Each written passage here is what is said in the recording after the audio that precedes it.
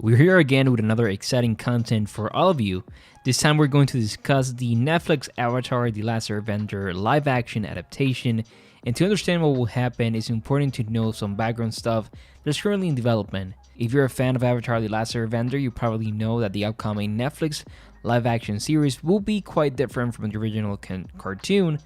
This includes actually introducing characters that we see later in the season in book chapter 2 that are going to be introduced in book 1, in this case of the first season of the show.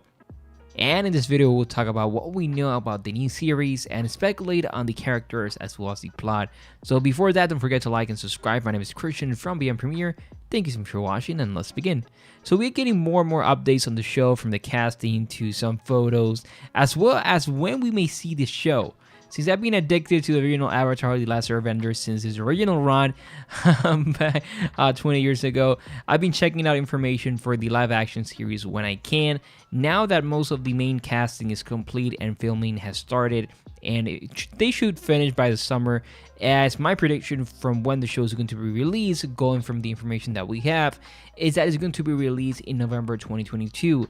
The original show was going to release in November 2021, but because of COVID and so on, it was pushed back. So we can speculate that the show is going to be released in November of 2022, or if not, at the beginning of 2023. So hopefully by the end of this year. So I thought it could make a good time to make a video updating everyone on everything that you need to know about the upcoming series. We have the casting, we have as well new characters that are going to be introduced earlier on the season, so it's going to change the story, how it's going to be played out. So here is the cast. So as we know, we're going to see Gordon as Aang, Kiwentio as Katara, Ian as Sokka, Dallas Liu as Zuko, Daniel Day Kim as Firelord Osai, which we later see him in book 2, I believe. And in this case, we're gonna see him in book 1, which chapter 1, season 1, which is awesome. Paul's son Oeon is gonna be Uncle Iroh. We actually have some photos of him recently, and we're gonna see Lin K-Siu as Yatso, Ken Leung as Zhao, Elizabeth Yu as Azula, Maria Sang as Suki, and Tamlin Tomita as Yukari. And Naruto Kiyoshi is going to be played by Yvonne Chapman. We're going to see Avatar Kiyoshi live action, which I cannot wait for that. That's something really huge. And as well as seeing, the characters of Katara, of Suki, Azula earlier on the season. That's something really awesome. So that's some of the casting that we have. I'm excited to see all of the characters be introduced into the show. I honestly, guys, this is a show that I just love so much since I was a little kid. So finally seeing live action. The movie, obviously, it was horrible, but seeing the show in Netflix hopefully is good. They're currently under production in Vancouver. They film on their new custom-built facility using the same cutting-edge technology that we saw on The Midnight Sky, as well as The Mandalorian. It was recently used on The Batman. So that's an awesome technology that they can use and film indoor in different exteriors like cold weather and so on. So I'm excited to see that live action. And some more of the information that we have regarding the characters is the following, so I'm going to go ahead and talk about that in a moment. But the logline is a reimagined live action series based on the award-winning and beloved Nickelodeon animated series Avatar The Last Airbender. We follow the adventure of the main protagonist Aang and his friends and the destructive war in the Fire Nation. We also have some different characters information regarding all of them. So we have Aang has joined the cast of the live action series. It says the character is described as a fearless, fun-loving 12-year-old boy who happens to be the Avatar, the master of the 4 elements, and the guardian of balance and peace in the world. He's gonna play the hero who fights for a deal with the burden of his duties while holding onto his adventurous and playful nature.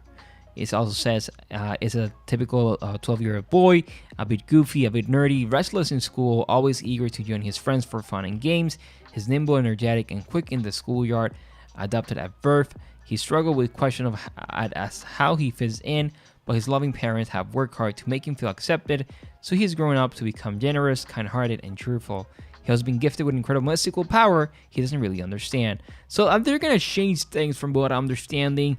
Hopefully it's good. We know, as a fan, we're always jealous of the property and how Netflix and so on, or even another company like HBO tackle this franchise that you love so much.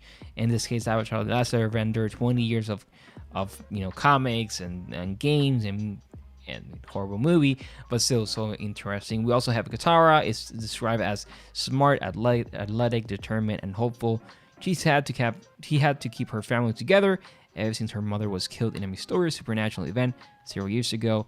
A trauma that haunts Katara every day. So that's awesome that we're gonna see as well. Katara. We have some information on Sokka. Katara's gangly and strong older brother, Sokka, is a teen who's been forced to grow up too fast since his mother's dead. He's had to become the leader of the family, which has led them to butt heads with his sister, who resents his overprotective nature, his concern about her new powers, or they may potted her in the worst way. And of course, the last one that we have is Zuko, in excellent shape, focused, and driven. Zuko have been driven to be an overachiever by his overbearing father. A career military man, failure is never an option. It doesn't matter who you hurt to get to the top. Zuko has struggled to reconcile that philosophy with his kind-hearted nature, and that conflict has made him intense and guarded, which is why he comes off as brusque and arrogant. When he discovers he's developing mysterious powers and is competing with Aang for a key role in their common project, Zuko's father tells him to stop at nothing to win. Wait, so they're really changing stuff.